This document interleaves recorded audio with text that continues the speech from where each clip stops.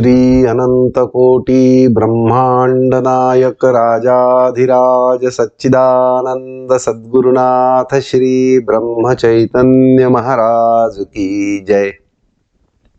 सद्गुरु श्री ब्रह्मानंद महाराज की जय।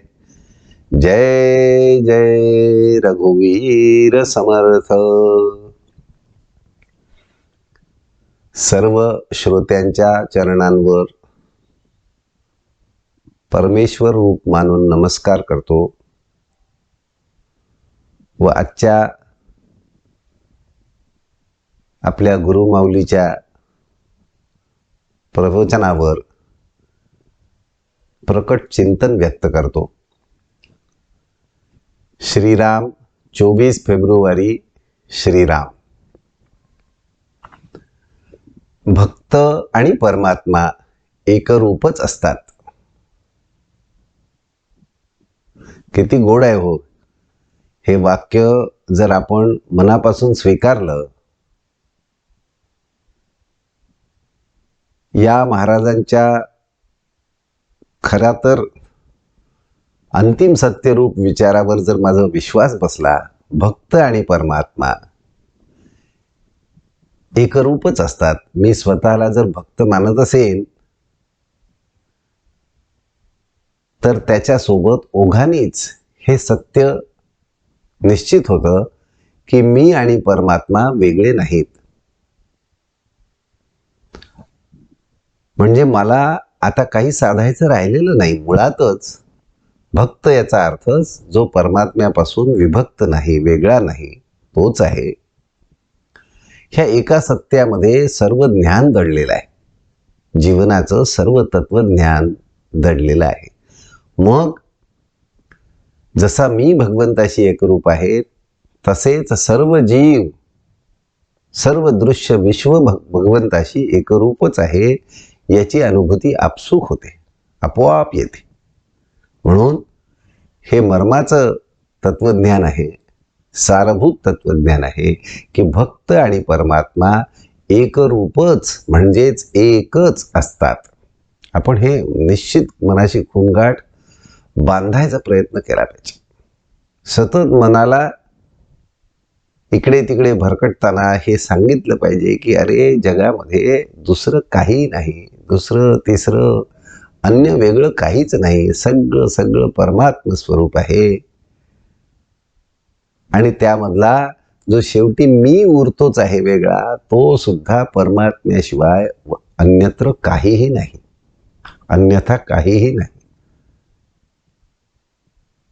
आता महाराज आपल्या पातळीवर येऊन हे एक अंतिम सत्य सांगितलं की तू आणि परमात्म्यामध्ये भेद नाही।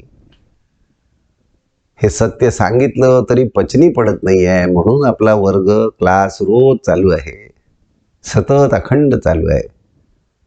महाराज म्हणतात आमच्या हातून वारंवार चुका होतात असे तुम्ही म्हणता। आपण नेहमी म्हणतो महाराजांकडे जाऊ किंवा आपल्या गुरुबंधूकडे किंवा कोणत्याही अन्य भक्ताकडे, भगवंताच्या भक्ताशी आपण वार्तालाप करत असताना, संवाद करत असताना आपलं हे सांगणं होतं की आमच्या हातून वारंवार चुका होतात आणि त्याचं आपल्याला खरं दुःख असतं, वाईट वाटत असतं। का माझ्या हातून चुका होतात? मी परमात्म्याशी सतत संलग्न का राहत नाही, जोडलेला का राहत नाही? माझ्या चित्तामध्ये परमात्म सत्य का राहत नाही?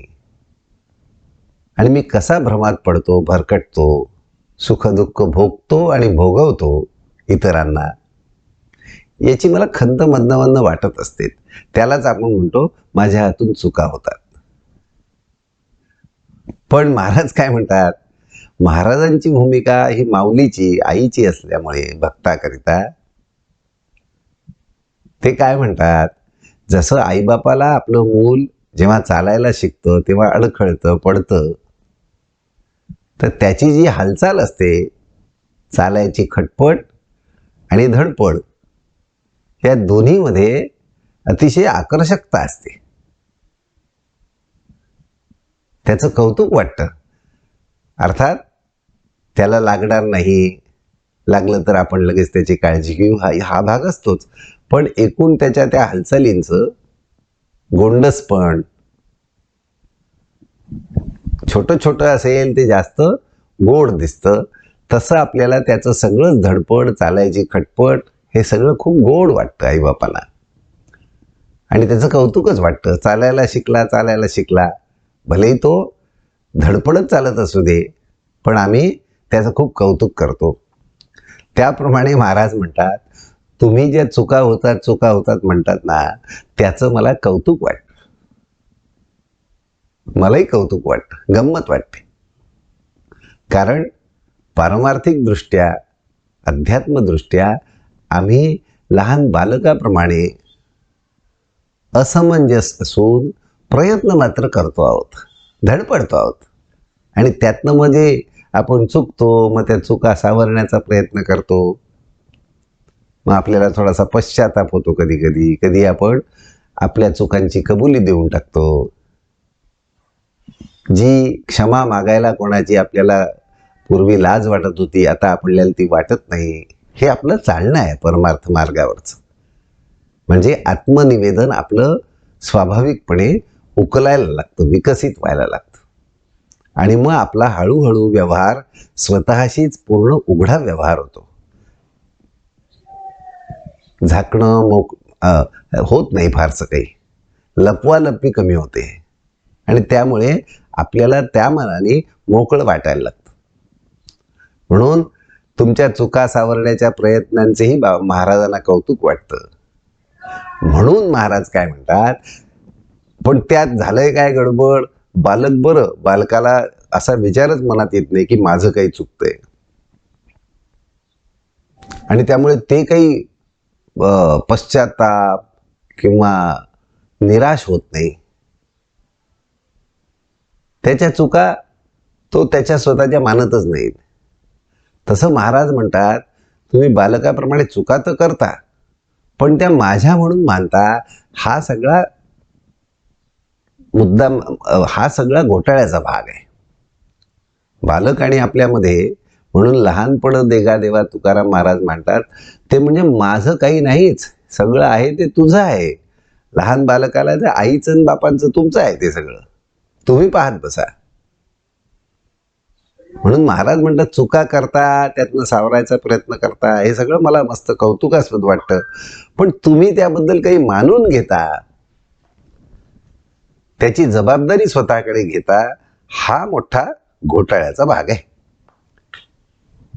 म्हणून महाराज तुम्हाला म्हणतात, त्याचं तुम्ही मनात आणण्याचं काही कारण नाही. चुका झाल्या तर त्याच्यावर चिंतन करत बसण्याचं, चिंतनाकरता परमात्म्याशिवाय अन्य कोणचंही श्रेष्ठ वस्तू नाही. त्यामुळे आपल्या चुकांचं जर आपण चिंतन करत बसलो आणि त्याला चिकटून बसलो, तर आपण सुखदुःखाच्या चक्रातनं बाहेर पडणारच नाही. म्हणून महाराज म्हणतात, तुम्ही काही मनात आणण्याचं कारण नाही. त्या चुका झाल्या त्या समर्पण करून टाका, या माझ्या नाहीच, कारण करताच मी नाही. म्हणून काही मनात आणू नका. गुरुनी एकदा सांगितलं ना तुम्हाला, तुझे सर्व मागचं गेलं, पुढे मात्र वाईट वागू नको, तर आपण ते श्रद्धेने खरं मानावं, पूर्ण खरं मानावं. मान्यातच गडबड आहे आपली, आणि मान्यातच सगळं साध्य आहे. मान्याने सर्व साध्य आहे. मान्यामध्ये आपल्याला इतकी निष्ठा निर्माण होत नाही, आपलं मानणं पूर्ण होत नाही, किंवा काही क्षण झालं की लगेच ते आपण अमान्य करतो. म्हणून ते श्रद्धेने खरं मानावं. गुरुने सांगितलं, तुझं सर्व मागचं घेतलं, मी घेतलं, खरं त्यांचंच होतं, मी माझं म्हणून बसलोय, ते त्यांना आपल्या चित्तातनं काढायचं आहे. आपल्या हातून होणाऱ्या चुकांचे परिमार्जन नामच करू शकते, महाराज म्हणतात. याचा अर्थ काय असेल, की माझ्या चुका, या माझ्या वाटण्यातला जो माझा मीपणा आहे, दोष आहे, तो माझे पण गेलं की चुकाही नाहीशा होतात.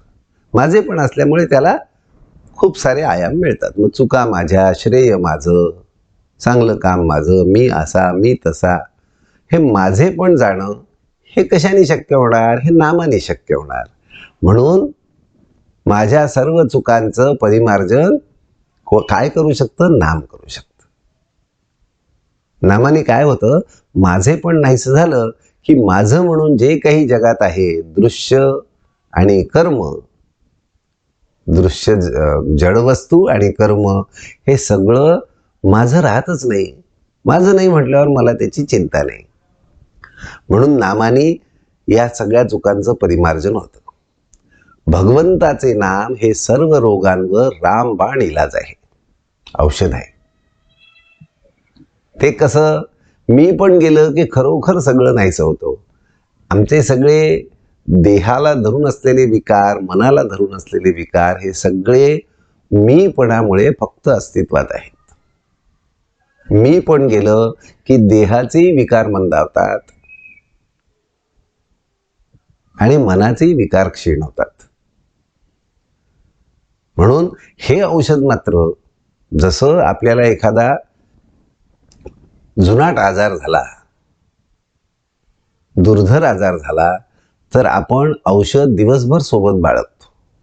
वैद्याने, डॉक्टरने दिलेलं औषध आपण दिवसभर सोबत बाळगतो आणि ठरलेल्या वेळापत्रकाप्रमाणे ते घेत राहतो. मग त्याच्यात आपण हे म्हणत नाही की मी आता कार्यालयात गेलो, ऑफिसमध्ये गेलो, तर इथे आता औषध कसं घेऊ? कारण आपल्याला जगण्याची हौस आहे, आपल्याला जगायचं आहे. म्हणून आपण ते औषध सगळीकडे बरोबर घेऊन जातो. त्याचा काही विधिनिषेध ठेवत नाही. किंबहुना व्यवहार समाजातला असा आहे की आपण औषध घेताना दिसलं तर 4 लोक आपल्याबद्दल सहानुभूतीच ठेवतात. आणखीन आपल्याला थोडासा सॉफ्ट कॉर्नर किंवा सवलत मिळते. म्हणून नामाचं औषध जे सर्व रोगांवर, सर्व आपल्या समस्यांवर, सर्व त्रासावर, सुखदुःखावर रामबाण औषध आहे, ते औषध तर इतकं अनिवार्य आणि इतकं कल्याणकारी आहे की ते आपण क्षणभर सुद्धा सोडता कामा नये. क्षणभर सुद्धा त्याचं ग्रहण थांबता कामा नये. औषध सतत पोटात जात राहिलं पाहिजे. म्हणून त्याच्यावर नंतर जो पथ्य सांभाळून, म्हणजे सत्कर्माचा अभ्यास ठेवत, सगळ्या जगाबद्दल कल्याणाचा विचार चिंतन ठेवत हे औषध घेत राहील, त्याला गुण लवकर येईल. सर्वांचं भलं, सर्वांचं कल्याण चिंतत हे औषध घेईल, नामाचं औषध घेईल. अर्थात नाम सुद्धा हाच कल्याणकारी भाव चित्तामध्ये स्थिर करणार आहे. पण त्याचाही अभ्यास करत केलं तर आणखीन लवकर होईल. किंवा नाम खूप श्रद्धेने घेतलं की नामच फक्त माझं तारक आहे, नामच माझा आधार आहे, नामच माझं कर्तव्य आहे जीवनात येऊन, दुसरं काही खरं कर्तव्य नाही, अशा भूमिकेत जरी घेतलं तरी भाव हाच निर्माण होईल. अत्यंत सहज भाव निर्माण होईल, आत्मभाव निर्माण होईल जगाबद्दल. एखादा मुलगा मी विहिरीत उडी घेणार म्हणून हट्ट धरून बसला, तर बापाने त्याचा हट्ट पुरवायचा की त्याच्या थोबाडीत म्हणून त्याला घरी न्यायचं? म्हणून आपण जे विषय महाराजांकडे मागतो, भगवंताकडे मागतो, ते आत्महत्या करण्या इतके घातक आहेत. पण आपल्याला त्यावेळेला वाटतच नाही. आपल्याला त्यांचं इतकं प्रेम असतं, विषयांचं, वस्तूंचं, जीवांचं, की आपल्याला काही सुचतच नाही. आपल्याला वाटतं सगळ्यात कल्याणकारी काही असेल तर ही वस्तू, हा जीव माझ्याकडे असला पाहिजे. हे त्या वेळेला आपल्याला इतकं प्रकर्षाने वाटतं की आपल्याला त्याच्याशिवाय दुसरं काही कल्याणाचं वाटतच नाही. मग म्हणजे जसा एखादा लहान मुलगा विहिरीत उडी घेणार असं त्याच्या मनाने निश्चित केलं, त्याला वाटतं की विहिरीत उडी घेतली पाहिजे, तर बाप काय त्याला तिथे उडी घ्यायला देईल? तो त्याला आधी समजावून पाहिजे, नाही तर मार देऊन सुद्धा त्याला घरी आणेल. तसं आपण विषय मागायला लागलो की मग काय करायचं आमच्या सद्गुरूंनी, काय करायचं भगवंतानी? आपल्याला ते विषय पुरवायचे आपली विषयाची भूक मरेपर्यंत भागत नाही आणि आपण विषयामध्ये असं झुरत झुरत मरतो आणि पुढील जन्माकरता तयारी करून ठेवतो, दुःखरूप जन्माकरता. म्हणून एकदा भगवंताचं नाम चित्तात धरलं, मनाशी धरलं, तर हळूहळू विषय मागण्याचं बंद होतं. विषयातनं कधीही समाधान मिळू शकत नाही. एका विषयाच्या प्राप्तीतनं दुसऱ्या विषयाची मागणी निर्माण होते आणि मग तृप्ती कधीच येत नाही. पण एकदा तृप्ती आली नामाच्या साह्याने, भगवंताच्या कृपेने, भगवंत चित्तात स्थिरावल्यामुळे जर तृप्ती आली, तर त्याच्या भौतिक परिस्थितीचा, त्याच्या आनंदामध्ये कुठेही व्यत्ययच येत नाही. त्याला आनंद स्वयंभू असतो. तो काही दरिद्री असो नाही तर श्रीमंत असो, तो व्याधीग्रस्त असला तरी त्याचा आनंद मावळत नाही. हा अनुभव आपल्याला घ्यायचा आहे. बरं, व्याधी तर कोणालाच चुकलेली नाही. कोणत्या ना कोणत्या तऱ्हेची व्याधी ही अत्यंत स्वाभाविक आहे, अनिवार्य आहे, अटळ आहे आणि त्यातून शेवटी त्या देहाचा अंत म्हणजे मृत्यू हेही अटळ आहे. आणि त्यामुळे या सगळ्या अखंड कालखंडामध्ये अस्तित्व ते या देहाचं नास्तित्व म्हणजे मृत्यू इथपर्यंत आपल्याला आनंदात राहता येईल का? तर हो, खात्रीचा हो. हे कळण्यासाठी आपण अध्यात्म करतो की आपल्याला आनंद आपल्याला सोडून जाऊच शकत नाही. जर आपल्याला नीट मार्ग कळला, या सृष्टीकडे बघण्याची दृष्टी आली, तर आपल्याला आनंद सोडू शकत नाही. आपली परिस्थितीचा त्याच्याशी काही संबंध नाही देहाच्या. एखादी गोष्ट हवी आहे आणि ती मिळाली नाही की माणसाला दुःख होतं. पण भक्त झाला की त्याला आस नाही राहत. मिळाली तरी भले, नाही मिळाली तरी भले, तो भलेमध्येच सतत असतो. त्यामुळे त्याला दुःख नाही. तो आणि परमात्मा एकरूपच असतात. अशा स्थितीमध्ये परमात्मा वेगळा काय आहे हो? परमात्मा म्हणजे नुसता आनंद आहे. आनंद आहे म्हणजे मी तो एकच आहे. माझा आनंद मावळला नाही तर परमात्मा आणि मी याच्यामध्ये माझ्या जाणीवेने सुद्धा फरक नाही. प्रत्यक्षात तर कधी फरक नव्हताच, पण तो मानला गेला फरक. मला वाटतं परमात्मा वेगळा, मी वेगळा, आनंद वेगळा, मी वेगळा, अशी वस्तुस्थिती नाही. आपण आनंद रूपच आहोत. म्हणून मग त्या जे जे घडेल ती परमात्म्याची म्हणजे त्या भक्ताचीच इच्छा असते. मग त्याला बरं वाईट म्हणायच्या भानगडीत तो पडतच नाही. योग्य अयोग्य म्हणायच्या भानगडीत तो पडतच नाही. नशीब वगैरे नावं तो घेतच नाही. माझ्या नशिबात, माझ्या भाग्यात, हा शब्दाचाच त्याला इतका विटाळ होतो, मी आणि माझ्याचा, की तो अशा भाषेत बोलतच नाही. तो मीचा उच्चार त्याचा स्वाभाविकपणे टाळला जातो. त्याला नको वाटतो तो मी आणि माझ्याबद्दल बोलणं.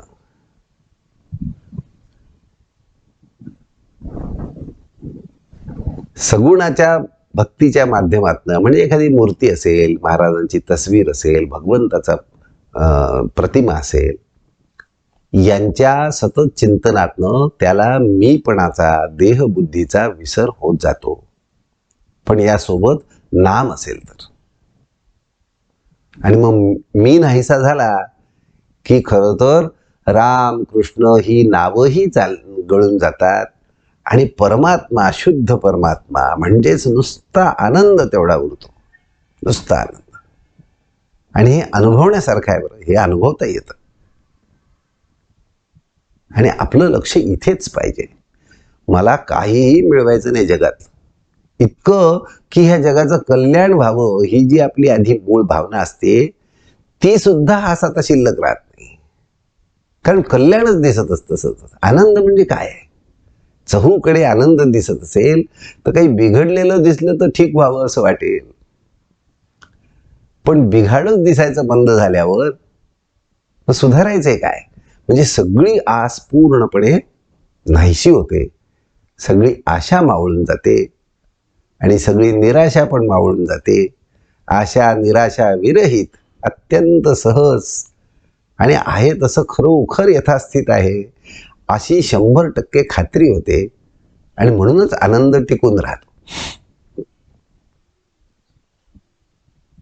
आजारातून उठलेल्या अशक्त माणसाने जसे काठीच्या आधाराने चालावे, त्याप्रमाणे साधक प्रापंचिकाने सगुण भक्तीने तरून जावे. म्हणून सगुण भक्ती गोड आहे, ती आपल्याला सहजपणे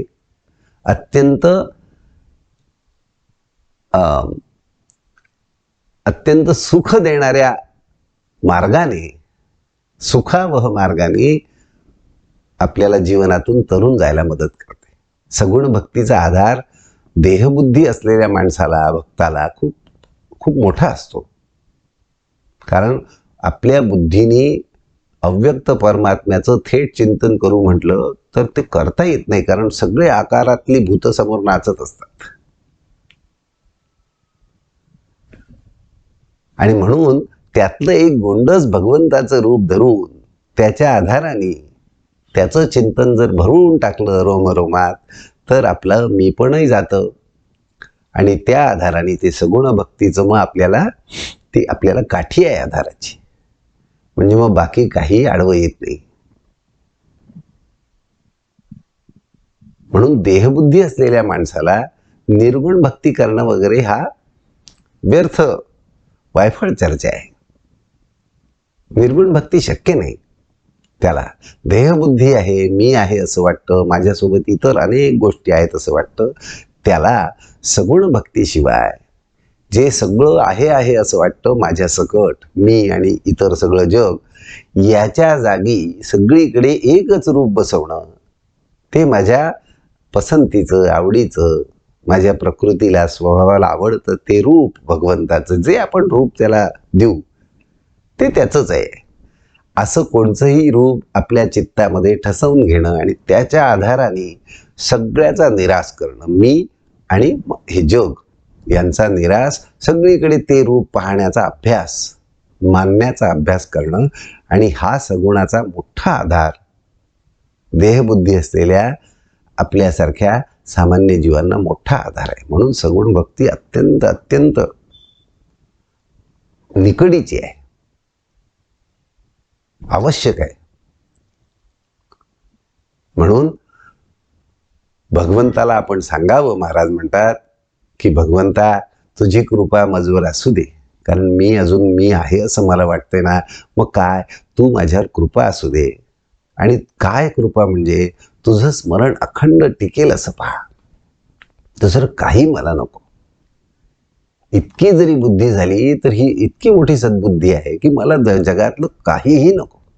ना माझ्या देहाबद्दल माझी काही अपेक्षा आहे, नाही माझ्या देहाशी संबंधित असलेल्या जगाबद्दल माझी काही अपेक्षा आहे, काही अपेक्षा नाही. फक्त तुझं स्मरण, कारण तूच एकटा सत्य आहेस, सत्य स्वरूप अस्तित्व आहेस, तुझं स्मरण फक्त राहू दे. ते सगुणाचं ध्यान धरून हेच आठवावं की तुझं स्मरण सतत राहू दे, मला बाकी काही नको. यातून भक्ती, अत्यंत शुद्ध भक्ती उत्पन्न होते आणि भगवंताशिवाय कशातही समाधान नाही हे लक्षात येतं. आणि मग ते समाधान भगवंताचं आपल्याला प्राप्त होतं. जो भगवंताचा झाला म्हणजे काय, त्याच्या नामात राहिला, त्याच्या नामाच्या चिंतनात राहिला, नामाच्या स्मरणात राहिला, त्याला जगण्याचा कंटाळाच येत नाही. आनंद आहे तर जगण्याचा कंटाळा काय. बरं जगतोय कोण, इथे मरायला काहीच नाही आहे आणि जगायलाही काहीच नाही आहे, निव्वळ आनंद आहे हो, ह्याची अनुभूती येते की हा आनंदच तर अस्तित्वात आहे. त्यामुळे जगण्याचे जे कष्ट असतात, कसं होणार काय होणार हे सगळे संपून जातात. कारण वास्तव लक्षात येतं की अरे मी नावाचं काही स्वतंत्र अस्तित्वातच नाही. जे अस्तित्वात आहे ते कधीही मृत्यू पावणार नाही, ते नाहीसं न होणार आहे, तो मी आहे. याची साक्षात अनुभूती आली की जगण्याचा कंटाळ्याचा प्रश्नच नाही, कंटाळा येतच नाही आणि निव्वळ आनंद टिकतो. तो इतरांनाही जगण्याची, सहज जगण्याची, आनंदात जगण्याची प्रेरणा देतो. आजचं महाराजांचं बोधवचन आहे, परमात्म्याला प्रपंचरूप बनविण्याऐवजी आपण प्रपंचाला परमात्मरूप बनवावे. याचा अर्थ काय, परमात्म्याला प्रपंचात आणू नये. प्रपंचातल्या वस्तू, प्रपंचातली स्थिती बदलण्यासाठी, प्रपंचामधल्या काही दृश्य वस्तू प्राप्तीसाठी, परिस्थिती बदलण्यासाठी आपण भगवंताच्या कडे जाऊ नये, भगवंताला काही म्हणू नये, भगवंताला काही मागू नये, असा त्याला प्रपंचरूप बनवू नये भगवंताला. मग काय करावं? प्रपंचाला परमार्थ रूप बनवावं, परमात्मा रूप बनवावं. याचा अर्थ प्रपंचातली प्रत्येक गोष्ट, प्रत्येक परिस्थिती ही परमात्मा रूप मानावी. परमात्मा रूप म्हणजे आनंद रूप. जरी मला काही प्रसंग, काही गोष्टी ह्या दुःख रूप, त्रासदायक वाटत असल्या तर त्यांचं परिवर्तन करावं. परमात्म स्वरूपाच्या आठवणीमध्ये त्या सगळ्यांचं परिवर्तन केवळ निव्वळ आनंदात करावं. अशा प्रकारे आपला भूतकाळ संपूर्णपणे आनंदात परिवर्तित होऊ शकतो. भूतकाळातलं एकही शल्य आपल्या चित्तात राहू शकत नाही. कारण जे शल्य वाटतंय, त्रासदायक वाटतंय, तो माझा भ्रम आहे, ते माझं अज्ञान आहे.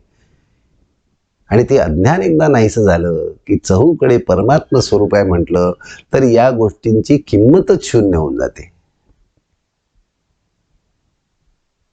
आणि असा मग माझा परमात्म रूप बनतो माझा प्रपंच. अख्खा प्रपंच. ना भूतकाळ मला राहतो शिल्लक, ना वर्तमानात मी राहतो, ना भविष्यात मी राहतो. असा कालातीत माझं अस्तित्व म्हणजे परमात्म रूप होणं. माझं अस्तित्व कालातीत होणं. ना मला मरणाची चिंता आहे, ना मला जगण्याची चिंता आहे, ना मला कसा जगलो याची चिंता आहे. हे सगळं नाहीसं झालं की माझा प्रपंच परमात्मरूप झाला. खरा तर तो आहेच, पण अज्ञानापोटी लक्षात येत नाही. आणि म्हणून हे आपलं सगळं अध्यात्माचं साधन चाललंय ना, ते तेवढ्यासाठी चाललंय. म्हणून याचं लक्ष अत्यंत स्पष्ट पाहिजे की मला मीपणाने मरून जायचंय. मला माझी स्वतःची आठवण जाऊन त्या ठिकाणी सर्वव्यापी, सर्वात्मक, आनंदरूप भगवंताची आठवण कशी टिकून राहील अखंड, याच्यासाठीचा अभ्यास म्हणजे अध्यात्म. तो आपला चाललाय. हे लक्ष आपल्या चित्तापुढे, डोळ्यापुढे स्पष्ट पाहिजे. मला काहीही साधायचं नाही या जगात, प्रपंचात. ही भूमिका मजबूत पाहिजे, पक्की पाहिजे. कृष्णा कृष्णा कृष्ण. प्रार्थना करूया. अनन्यता मज घडो स्वानंद रूपी, हे मागणे करी कृपा सदया स्वरूपी. जीवत्व भाव नढळे बहुशीण झाला, जोडो निपाणी शरणागत सद्गुरूला. नत्वत्समान देह बुद्धी समूळ हंता, जाणो निया शरणगा तुझला समर्था. तोडी विकल्प धरवी मग निश्चयाला, जोडो निपाणी शरणागत सद्गुरूला. दंडी अहंकृती तरीच सुखासी पावे, हे अंतरीच गमले मजला स्वभावे. शिक्षेसी पात्र असता करिताडनाला, जोडो निपाणी शरणागत सद्गुरूला. सारो निदेह ममता स्मरणात ठेवी, हेची अखंड दृढता हृदयी असावी. या लागी जीव व्याकुळ असे भुकेला, जोडो निपाणी शरणागत सद्गुरूला. गर्वासी फार चढलो प्रभु जाणिवेने, हे सर्व अंतरींचे मम स्वामी जाणे, अन्याय थोर माझा न कळेची मजला, जोडोनी पाणी शरणागत सद्गुरुला. सद्गुरुनाथ महाराज की जय. गोपाल कृष्ण भगवान की जय. कृष्णा कृष्णा कृष्णा कृष्णा.